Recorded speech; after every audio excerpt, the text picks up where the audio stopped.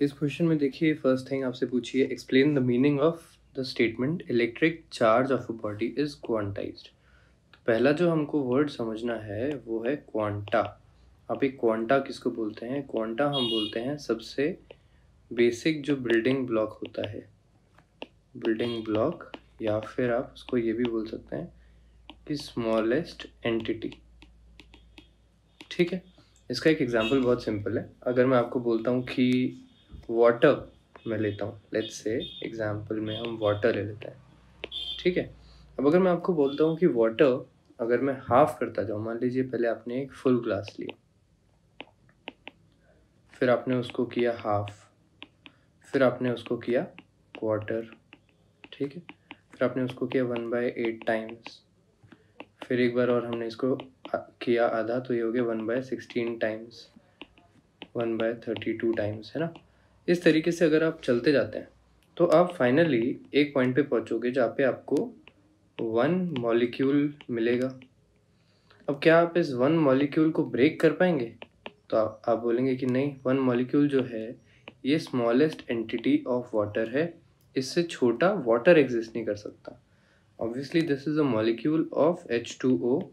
तो अगर आप इसको ब्रेक कर देते हैं तो ये H एंड O में टूट जाएगा, जो कि कोई भी वाटर नहीं है।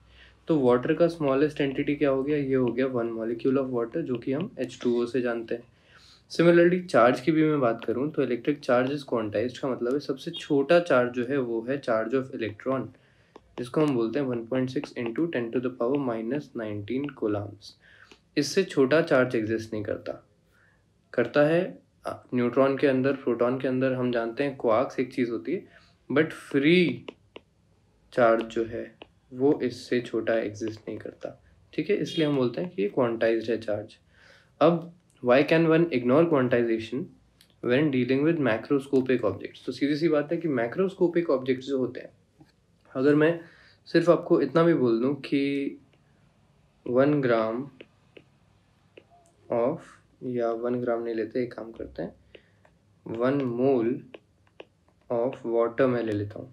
ठीक है, तो आपको पता है कि 1 मोल ऑफ वाटर जो है इसके अंदर होंगे 6 इंटू 10⁻23 मॉलिक्यूल्स, और हमको पता है 1 mole of water is simply 18 grams of water, है ना।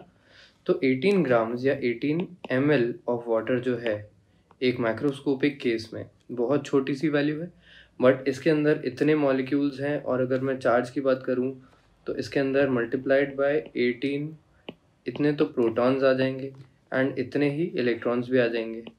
तो हमें पता है कि मैक्रोस्कोपिक ऑब्जेक्ट में इतने ज़्यादा number of electrons and protons होते हैं कि आप बिल्कुल छोटी एक यूनिट को इग्नोर कर सकते हैं।